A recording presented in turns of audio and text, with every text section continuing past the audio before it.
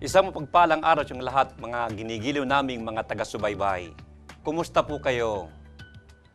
Ako po ang inyong lingkod, Pastor Julio Amurao.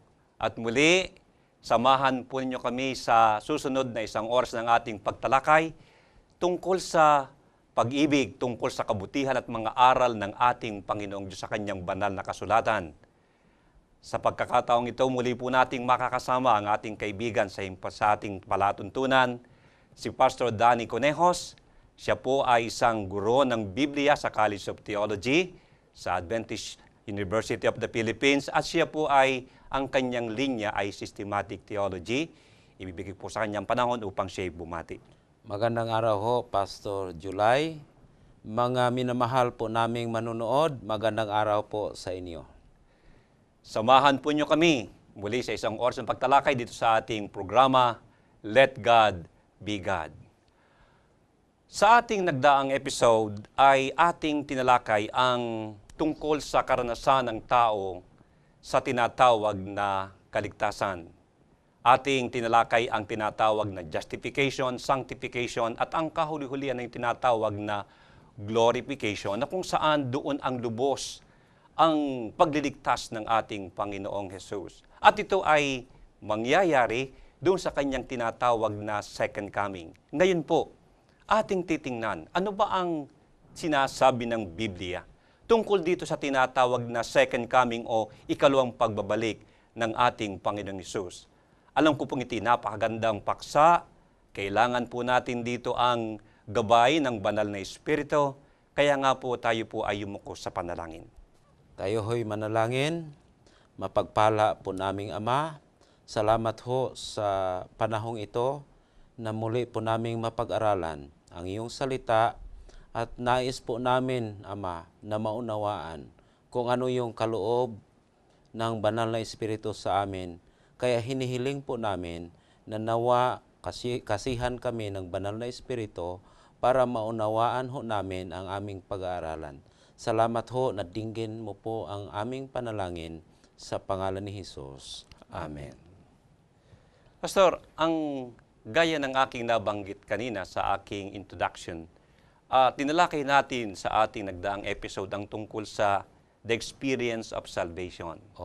Ang tatlong bahagi, yung justification, ang pag-aaring ganap ng Diyos, and then yung tinalakay natin yung buhay na banal, yung buhay na banal, ang pagpapakabanal. Tinalakay din natin yung lundo, yung tinatawag na glorification o yung pagluwalhati. At ito ay tumutukoy sa yung pagbabalik ng ating Panginoong Hesus. Ang pagluwalhati, yung paggawa na gawing glorious itong katawan natin na corruptible, isa yung event na mangyayari sa ikalawang pagparito ng ating Panginoong Hesus. Alam po niyo, minamahal naming mga kaibigan, pagka ang pag-uusapan ay yung tinatawag na kaligtasan, meron akong gustong sabihin sa inyo na isang kaisipan na napakadaling marahil na ating matandaan sa ating mga sarili. Una, tayo ay iniligtas. Tayo ay iniligtas ng Panginoon doon sa tinatawag na kabayaran ng kasalanan. Sapagkat ang kabayaran ng kasalanan ay ang kamatayan. At sa halip na tayo ang mamatay, ang namatay ay ang ating Panginoong Hesus. Kaya iniligtas niya tayo sa kabayaran ng kasalanan. At ito ang din ang tinatawag na pag-aaring ganap. Ngayon, ang ikalawa dito, yung tinatawag na pagpapakabanal, sanctification. Ito po ay sa tinatawag na present tense. Tayo po ay inililigtas pa ng ating Panginoong Hesus doon sa tinatawag na kapangyarihan ng kasalanan. Mangyari, tayo nga po'y nakahilig doon sa tinatawag na kasamaan o kasalanan, subalit, kapag ang ating buhay ay atin ang ibinigay sa ating Panginoong Hesus, tayo po ay Kanyang binabago. Tayo po ay Kanyang binibigyan unti-unti ng pagtatagumpay doon sa ating lumang pagkatao. Na ano pat ang karakter, ang pag-ibig ng ating Panginoong Diyos ay unti-unti ating nakokopya. Ito yung binabanggit sa ating nagdaang pag-aaral na We are being changed from glory to glory. Nababago tayo mula sa isang kaluwalhatian patungo sa isang panibagong kaluwalhatian.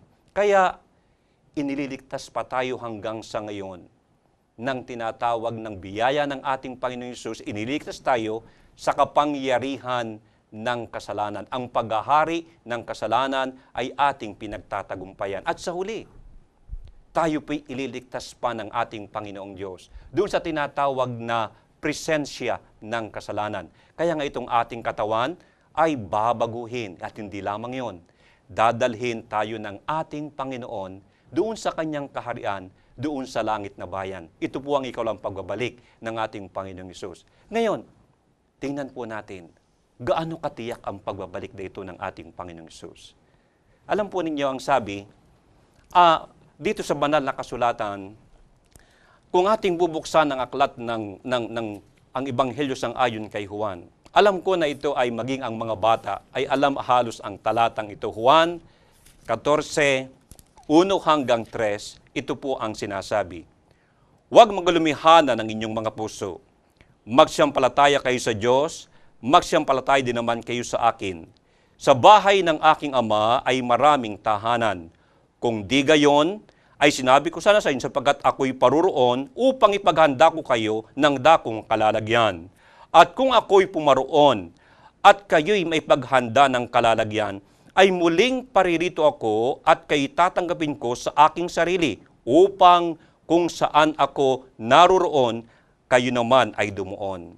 Minamahal na mga taga-subaybay, ito po ang pangako mismo ng ating Panginoong Hesus. Pangako niya ito sa kanyang mga alagad na sumampalataya sa kanya. At alam po natin, bilang tayo ay mga nananampalataya sa ating Panginoong Hesus, at sino mang nananampalataya sa ating Panginoong Hesus, taglay ang pangakong ito sa kanyang puso, ang pangako ng pagbabalik ng ating tagapagligtas. Kung kaya nga, ang katiyakan ng pagbabalik ng ating Panginoong Hesus ay yung pangahawak at yung ating pananampalataya sa mismong nangako. Walang iba kundi ang ating Panginoong Hesus. Saka ang pangako na yan, Pastor July, ay talagang forceful. Postpone. Ibig sabihin na hindi lang sinabi ng ating Panginoong Hesus na I may return.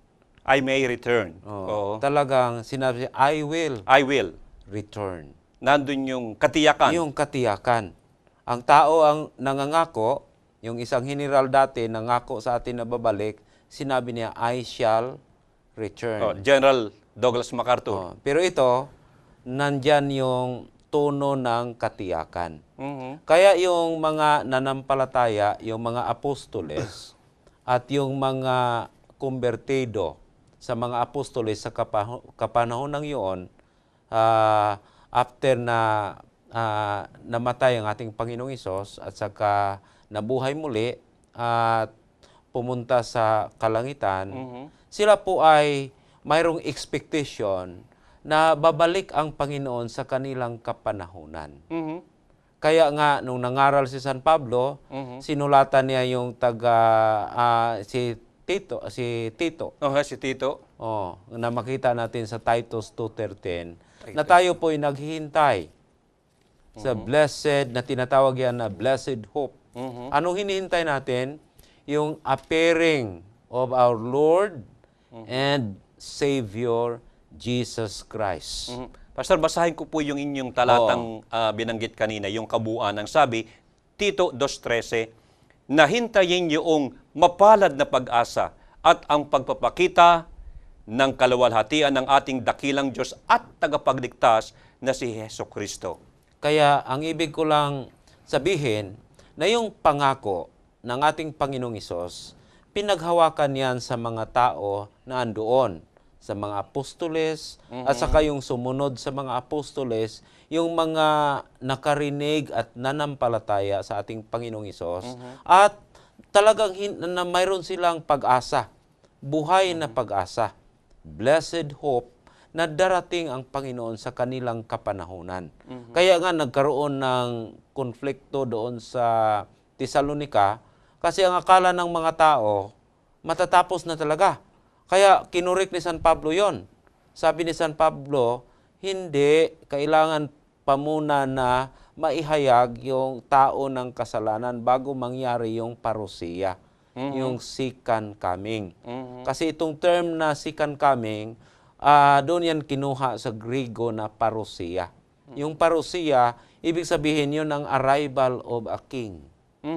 Kaya kung arrival of a king, mayroon niyang preparasyon at hindi yon basta-basta na arrival. Kaya ang ibang mga tao, naniniwala sila na sa first century, babalik na yung Panginoon. Kaya may iba doon na huminto na sa pagtrabaho.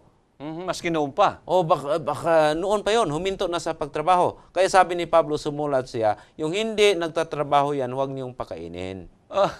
Kasi mali yon na paraan sa paghintay. Pero ang ibig ko lang sabihin, yung certainty, hindi lang doon sa pangako ng ating Panginoong Hesus, talagang isinabuhay ng mga nanampalataya noon. Kaya ang kanilang tawag doon ay mapalad na pag-asa. Pag-asa. Mapalad na pag-asa ang pagbabalik ng ating Panginoong Hesus. Ngayon, dito sa aklat ng Hebreo 9:28, ano po ang inyong masasabi, Pastor, dito sa talatang ito na may kinalaman sa pagbabalik ng ating Panginoong Hesus? Ang sabi po dito, ay gayon din naman si Kristo na inihandog na minsan upang dalhin ang mga kasalanan ng marami sa ikalaway pakikita na hiwalay sa kasalanan sa ikaliligtas ng mga nagsisipaghintay sa Kanya. Mayroon diyang mga salita na ating masumpungan, yung mga naghihintay sa Kanya. At saka sa unang bahagi ng talata, sinasabi na yung unang pagparito ng ating Panginoong Hesus, talagang may kaugnayan yon sa katubusan ng kasalanan. At paparito siya sa ikalawang pagkakataon. Wala nang kaugnayan sa kasalanan. Kung di, kukunin na yung taimtim na naghihintay. Yung seryoso na naghihintay sa kaniyang pagrating. Kaya mayroong 3 punto dyan. Ang unang punto dyan, ang isa pala sa katiyakan sa pagbalik ng ating Panginoon, yung unang binanggit na pumarito na siya na may kaugnayan sa kasalanan. Nangyari na yon. Tinatanggap na natin yon. Kaya hindi kaduda-duda na yung pangalawang pagparito na wala ng kaugnayan sa kasalanan, mangyayari din. Anong purpose noon? Kunin yung mga naghihintay. Kaya may grupo na naghihintay. Kaya tinatawag niyo na sa yung mga sa English, yung mga eagerly waiting or yung mga naghihintay. May term yan, tinatawag na naghihintay sila sa Advent. Ganun yon. Kaya tinutukoy din yung grupo na naghihintay. Binanggit ko na kanina, yung mga apostoles saka yung mga tao, sila po'y taimtim na naghihintay sa kanilang kapanahunan. So, may mga ang Panginoon talagang babalik doon sa mga taong naghihintay. Pag sinabing naghihintay, talagang handa. May relasyon. May relasyon. Kaugnayan. May relasyon. Ibig sabihin, nakaranas ng pag-aaring ganap at nagiging talagang tapat na alagad ng ating Panginoong Hesus. Kaya sila po'y naghihintay sa pagparito ng being ng Panginoon kung saan doon sila nanampalataya. Naalala ko noon, Pastor, may mga balita at maging mayroong mga pangyayari na mayroong mga, dumating na, mayroong nangangaral, nandun na ang Panginoon sa Amerika, dumating na ang Panginoon doon sa ibang bansa. Paano po ba talaga yung ano ang sinasabi ng Biblia? Tingnan natin, ano ba ang sinasabi ng Biblia? Paano ba ang pagbabalik ng ating Panginoong Hesus? Marami kasi, kaya yung isa doon na binanggit sa Matthew 24, yung sa 24, na huwag kayong palinla, hindi ba? Dahil darating ang maraming Kristo. At sasabihin nila, andito na, andoon na. Pero may katiyakan kasi malinaw sa Biblia, yung yung manner sa kaniyang pagdating. Kaya malinaw yon. Kaya hindi tayo malilito. Kasi andoon yun nakalatag yung paano siya inagaw ng ulap papunta sa kalangitan. At yun din ang mangyari sa kanyang pagdating. At mayroon pang makikita na mga pangitain sa pagdating ng ating Panginoong Hesus. Nais kong basahin itong Mateo 24, 26 hanggang 27. Kaya nga kung sa inyo'y kanilang sasabihin, narito siya'y nasa ilang, huwag kayong magsilabas. Narito siya'y nasa mga silid, huwag ninyong paniwalaan, sapagkat gaya ng kidlat na kumikidlat sa silanganan at nakikita hanggang sa kalunuran, gayon din naman ang pagparito ng anak ng tao. Kaya yung pagparito doon, ang hinambing doon, Pastor, gaya ng kidlat. Ang kidlat na yun, hindi ordinaryo. Kasi galing sa ano? Galing Sa silangan. sa silanganan Hanggang sa kalunuran. kalunuran. Hindi pa ako nakakita ng kidlat na gano'n eh. Ngayon ko lang Ang ibig napagtunan sabihin kasi doon, napakahaba. yung manner ng pagdating ng ating Panginoong Isos, talagang visible. Okay, yun ang simpleng... Kasi pag may kidlat ngayon doon sa kabilang dako ng Pilipinas, hindi natin makikita dito sa norte. Okay. Pero ang kidlat na ito, hindi kidlat, kundi inihambin sa isang kidlat na galing sa silanganan hanggang sa kanluran. So, ang ibig sabihin nito, ang pagbabalik ng ating Panginoon Hesus, minamahal na mga taga-subaybay, ito po ay talagang makikita. Universally visible. Ito hindi lihim. Visible. Oo, visible. Parang kidlat, at ang sabi nga dito, mula sa silangan hanggang sa kanluran, ay ito'y ating makikita. At tapos, yung kidlat na yan, pag tayong nagbasa na Pilipino, galing sa silanganan hanggang sa kalunod-lunuran o sa kanluran, ang mga doon sa kabilang dako ng globo, ganun din ang pagpabasa nila kasi makikita din nila doon. Galing din doon sa ano. Kaya, hindi lang yon locally or siguro matatawag natin na universally visible. Hindi lang internationally visible. Universally visible. Kaya hindi tayo dapat maluloko. Sa aking pagkaunawa, ang pagbabalik ng ating Panginoon Hesus na, ang bawat matay makakakita. Walang, ibig sabihin yung sa panahon na yon na nakakakita, yung buhay sa panahon na yon, makita ng lahat na tao sa buong sanlibutan. Hindi lang sa isang dako. Kaya nga sabi doon na, pag may nagsabi na, dito na siya sa isang lugar, hindi yon. Kasi ngayon na nga, may mga sinasabi na universally visible. Mabasa natin yan sa yung lahat ng mga mata ay makakita. Sa ano yan? Apokalipsis or Apokalipsis. 1:7. 1:7. Yun ang aking binanggit na Pastor, na ang bawat mata ay makakakita sa pagbabalik ng ating... Ibig sabihin yung lahat ng nabubuhay sa panahon ng pagbabalik ng ating Panginoong Hesus ay makakakita. Binabanggit din sa atin na ang pagbabalik ng ating Panginoong Hesus, bukod sa makikita, maririnig. Maingay. Maingay. At ito, Pastor, kung ating titingnan, sa aklat ng Tesalonica, okay? Tingnan natin ang aklat ng Tesalonica na ipinapakita sa atin dito na ang pagbabalik talaga ng ating Panginoong Hesus, ito hindi sikreto, ito hindi lihim. Tingnan po natin ang sabi sa atin dito, 1 Tesalonica 4:13 o 13 na patuloy. Ngunit, hindi namin ibig na kayo di makaalam mga kapatid tungkol sa nangatutulog upang kayo huwag mga lumbay na gaya ng mga iba na walang pag-asa. Sapagkat kung tayo nagsiyampalatayang si Jesus ay namatay at nabuhay na maguli, ay gayon din naman ang nangatutulog kay Jesus ay dadalhin ng Diyos na kasama niya.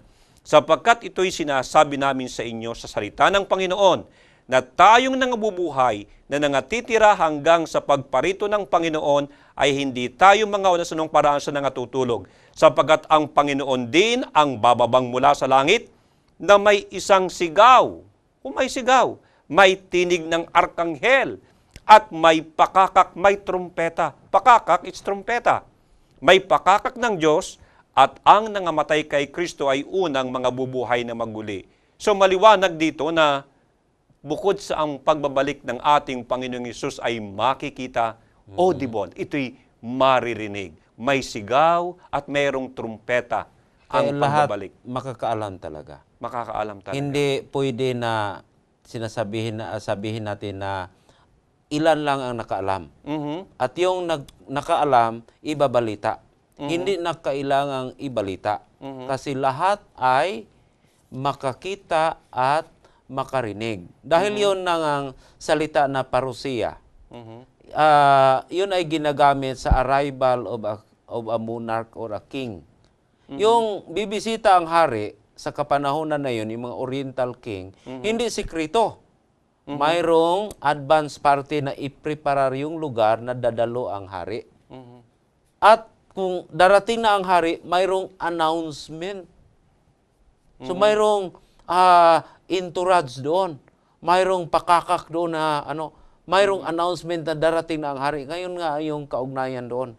Mhm. Ibig sabihin, ng pagdating ng hari ng mga hari, King of Kings, Lord of Lord, ng ating Panginoong Hesus, masigit pa doon ang announcement. Kaya wala talagang tao na hindi makarinig. Hindi na kailangan na ibalita. Ngayon tayo, ibalita natin na siya ay babalik.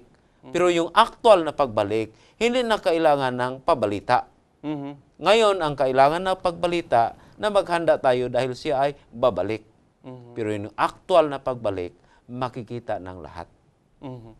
Ang sabi po dito sa aklat din ng Mateo, ang sabi ay ganito, at kung magkagayoy lilitaw ang tanda ng anak ng tao sa langit, at kung magkagayoy magsisitaghoy ang lahat ng mga angkan sa lupa, at makikita nila ang anak ng tao na napariritong sa mga alapaap ng langit na may kapangyarihan at dakilang kaluwalhatian. So, glorious. Talagang nandun ang sabi dito ay dakila, great, glory. Hindi basta-basta na kaluwalhatian yan. Kaya makikita sa lahat, so buong heavenly host, yung mga angheles, kasama doon. Parang entourage, yun ang Ang sabi pa dito, Pastor, sa patuloy, at susuguin ang kanyang mga anghel na may matinding pakakak. So, hindi lang isang anghel. Kasi baka sabihin nila na akong isang pakakak lang, hindi yan marinig doon sa Naalala po ba niya, Pastor, nung mabuhay na maguli ang Panginoong Hesus? Nung pinako siya sa krus, pagkatapos 3 araw siya nabuhay na maguli, pagkatapos ay doon sa libingan, meron lamang isang anghel. Oo. Merong isang anghel na napakita at ang nangyari sa kanyang kaluwalhatian, yung mga nagbabantay, sila'y naging parang mga patay. O wala silang, nakita nila, pero hindi sila makakilos. Mhm. So ang kaluwalhatian, nagdito pa, kasama ang kanyang mga anghel sa pagbabalik ng ating Panginoon. So, that will be a glorious day. Ang ibig sabihin na yung dito sa inihayag ng mga talatang ito, walang puwang para sa tinatawag nila na sikrito na pagdating ng ating Panginoong Hesus. Visible, audible, at saka glorious.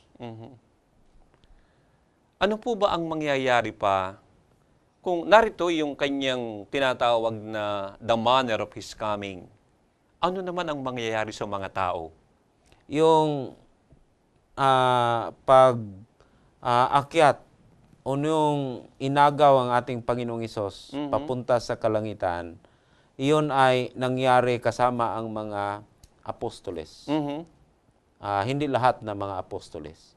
Hindi lang mga apostoles, mayroon ding mga more than 100 na mga nanampalataya. Exactly 120. Doon sila sa isang dako. At habang nagsasalita ang ating Panginoong Hesus, ayon sa mga gawa, Kapitulo 1, versikulo 9 hanggang 11, may nangyari. Iyon ang sinasabi dyan sa mga gawa. Mga gawa, Kapitulo 1. Kapitulo 1. Okay, tingnan po natin ang 9 hanggang 11. Okay, mga gawa 1, 9 hanggang 11.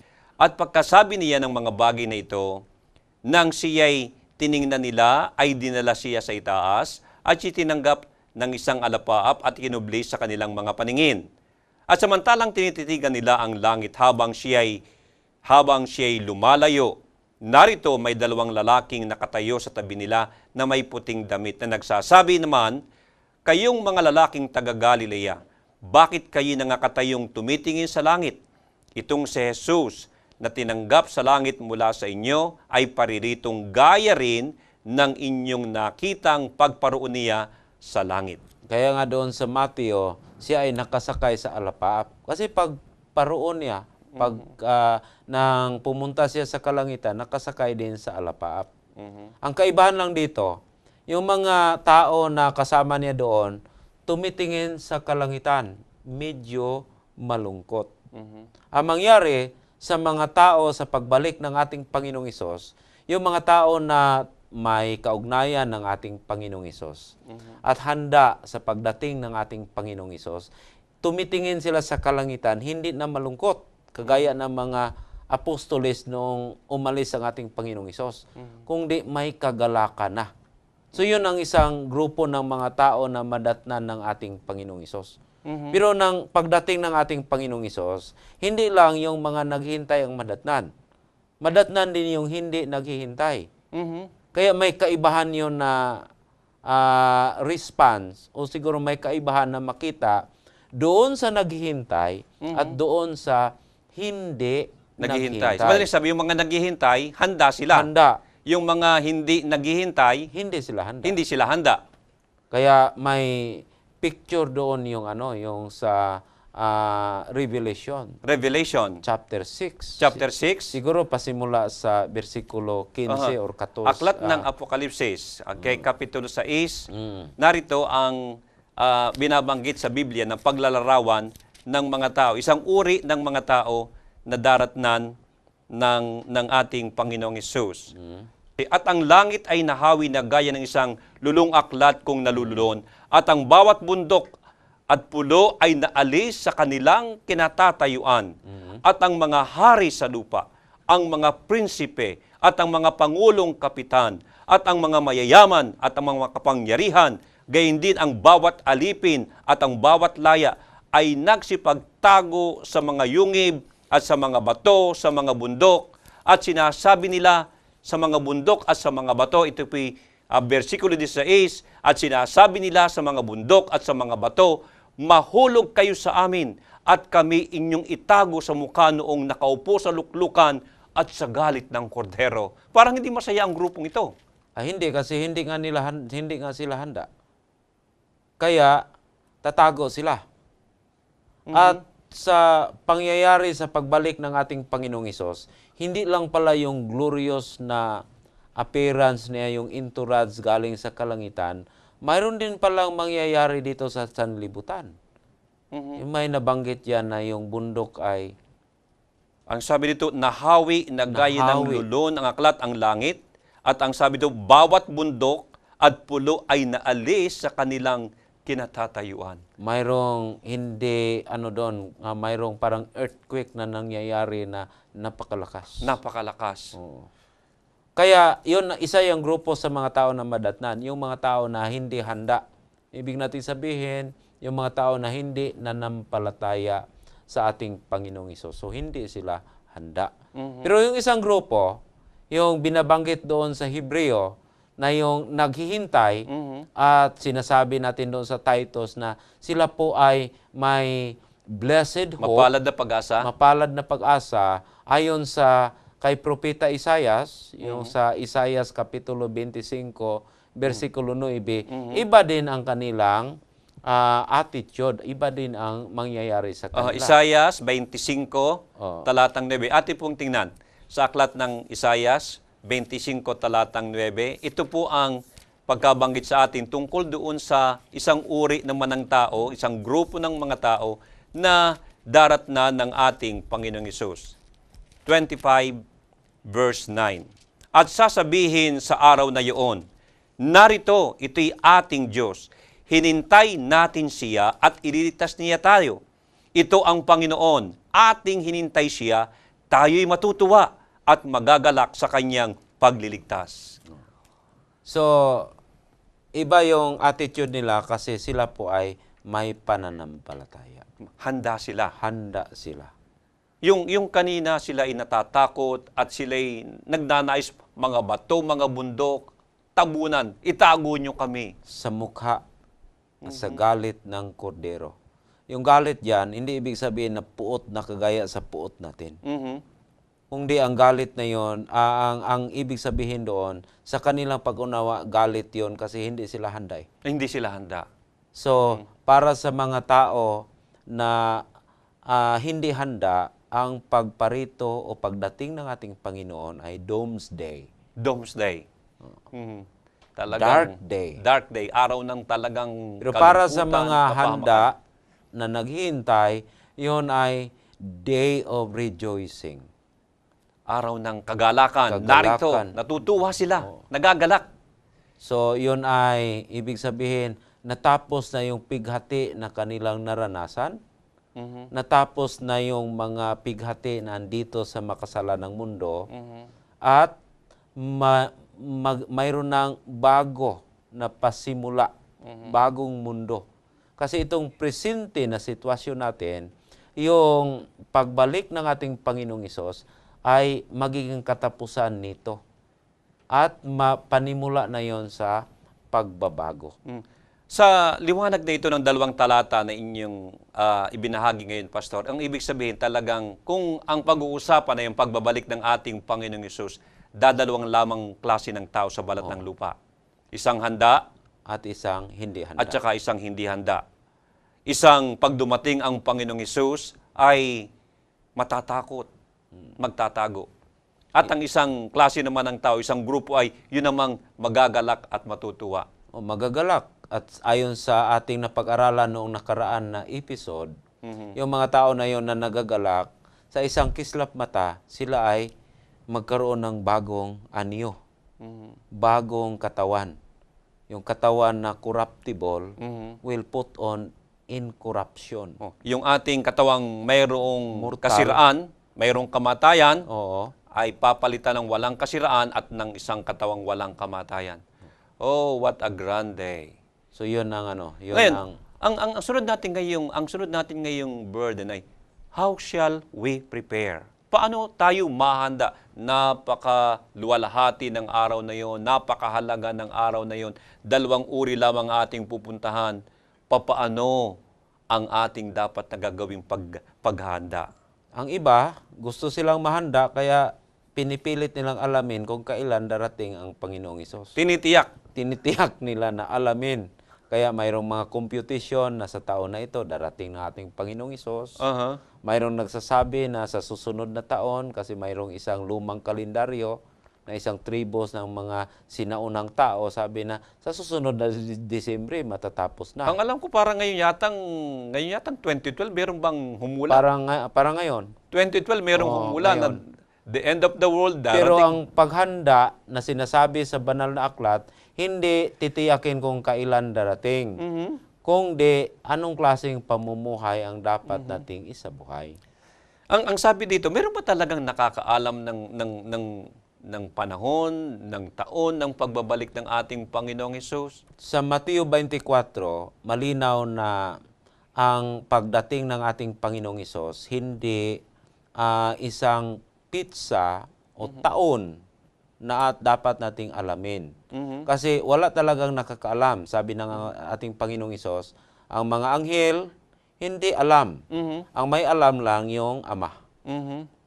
Yun ang sinasabi sa 24:36. So, Kaya ang sinasabi doon sa 44, ano ang dapat natin gawin sa paghanda? We have to watch and pray.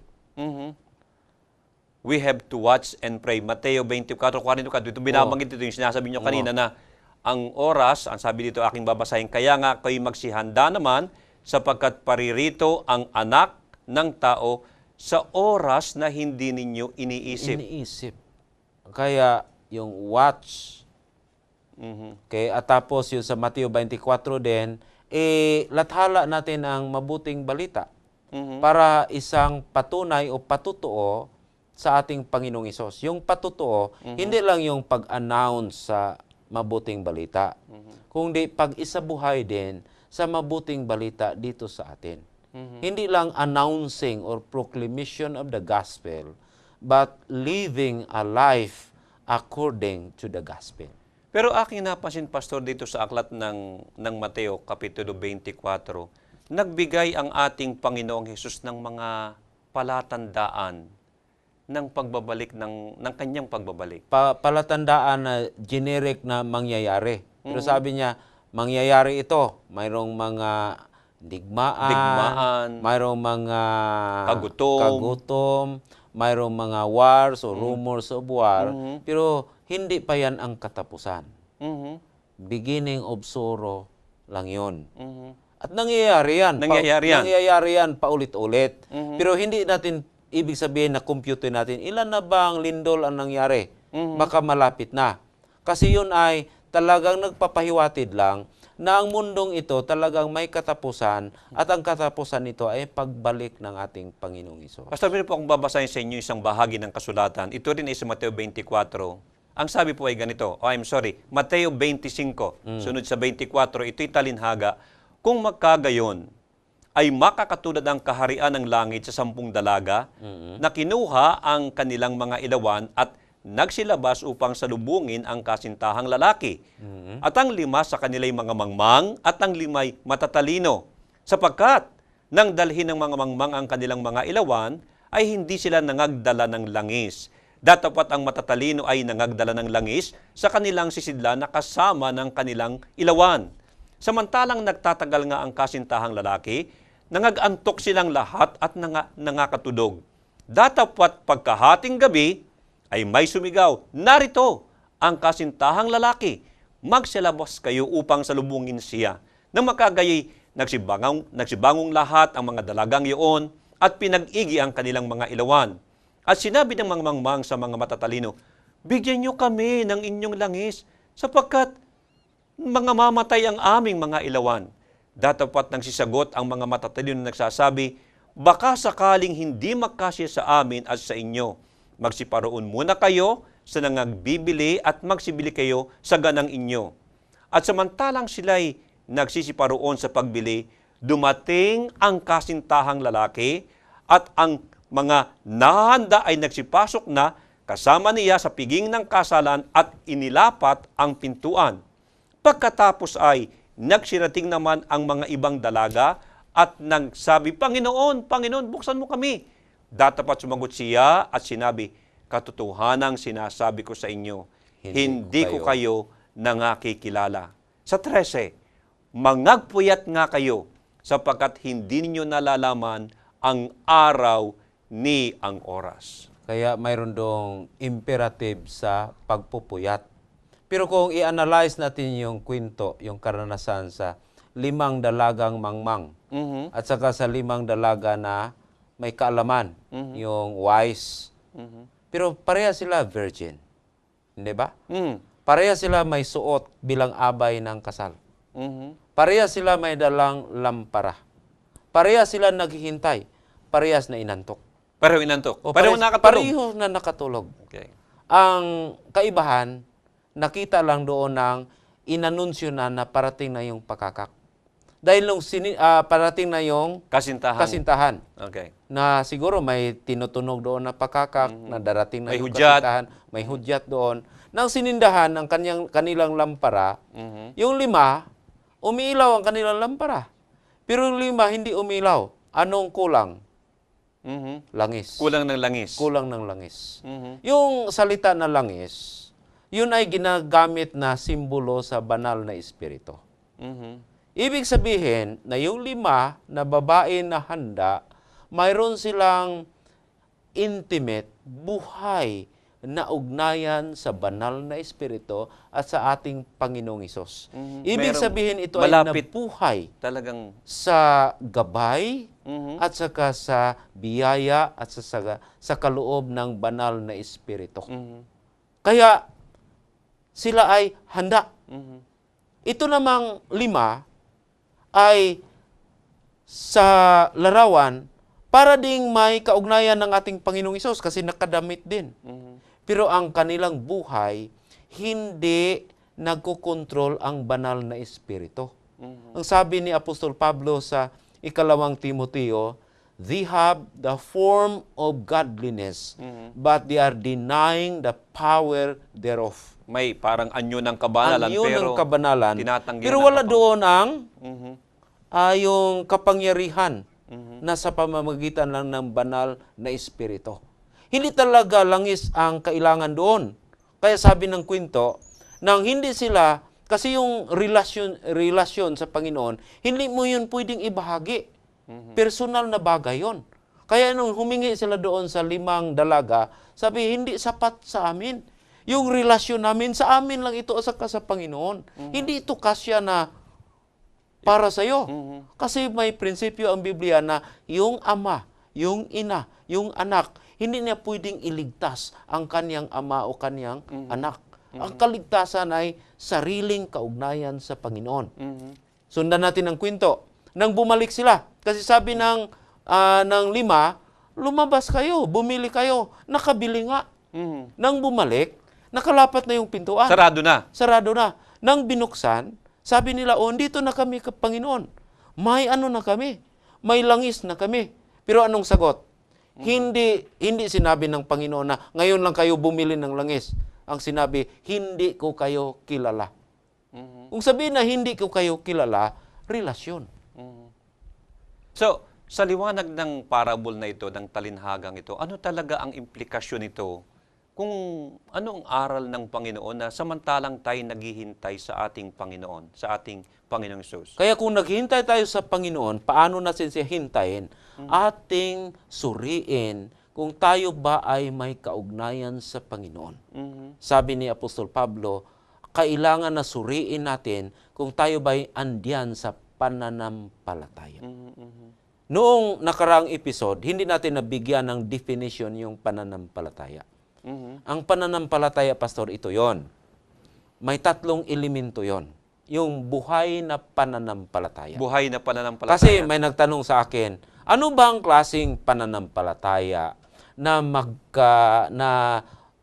magdala sa atin sa kaligtasan? Sabi ko sa kanila, 2 lang ang pananampalataya na nasa banal na kasulatan, banal na aklat. Isa, pananampalataya na mga faithful, yung mga totoong tagasunod ng ating Panginoong Hesus. Pangalawa, pananampalataya ng diablo. May pananampalataya ng Diablo.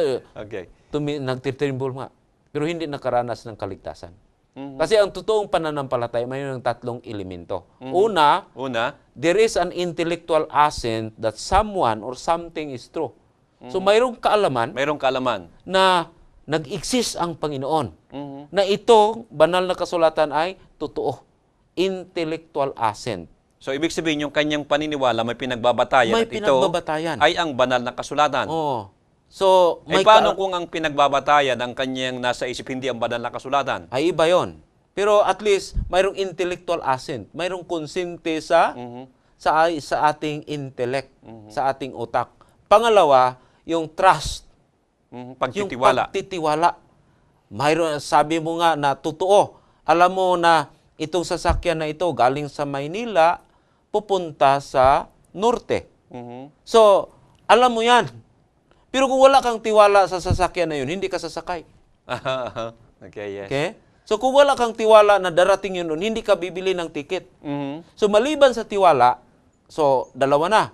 Ang pangatlo, yung tinatawag na commitment. Pagtatalaga. Pagtatalaga sa sarili mo.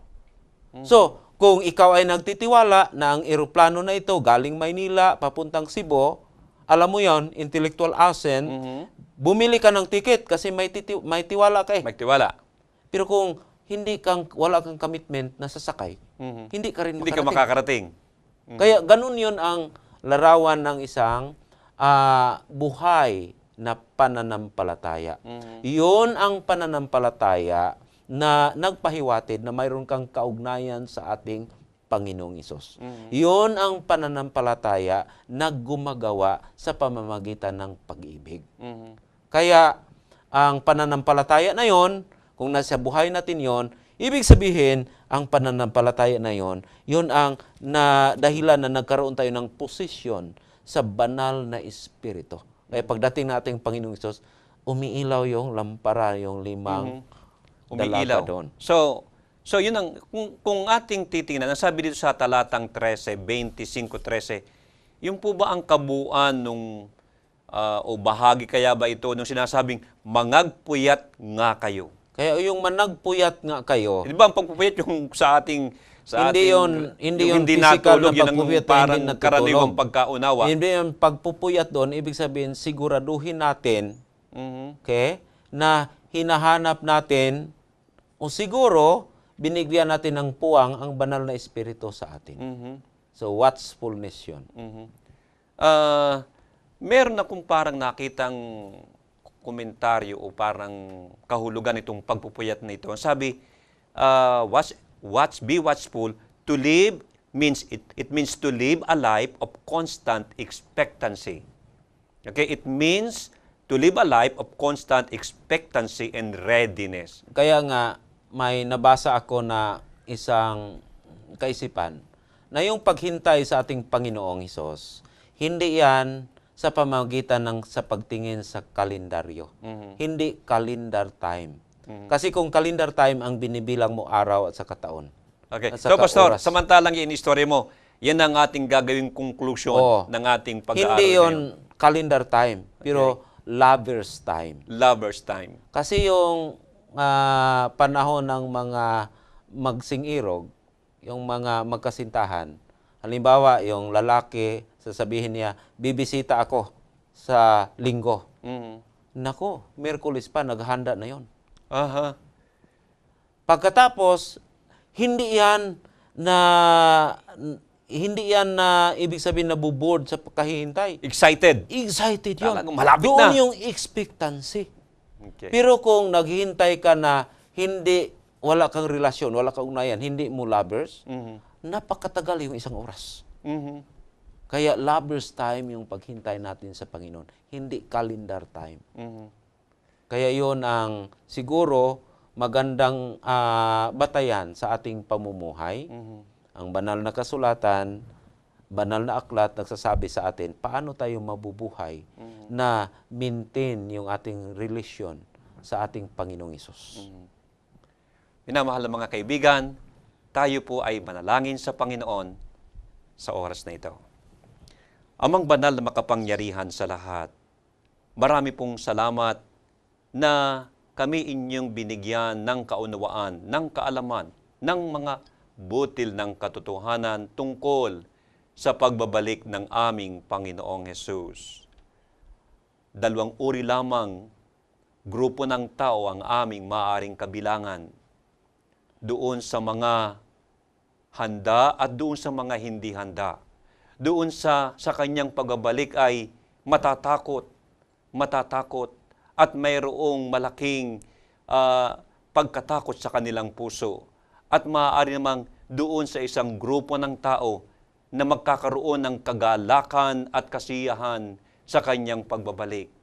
Dalangin po namin, Amang Banal, tulungan po kaming lahat, kasama ng lahat ng aming mga taga-subaybay, mapabilang kami, amin pong ipinasisiya, aming pinipili, na kami ay mapabilang doon sa mga handa at laging naghihintay sa pagbabalik ng aming Panginoong Hesus. Tulungan at pagpalain kaming lahat. Ito po ang aming dalangin sa pangalan ng aming Panginoong Hesus. Amen. Pastor, ang inyo pong pamaalam sa ating mga taga-subaybay. Amin pong mga minamahal na mga manonood, marami pong salamat sa inyong pagsubaybay at hanggang sa susunod.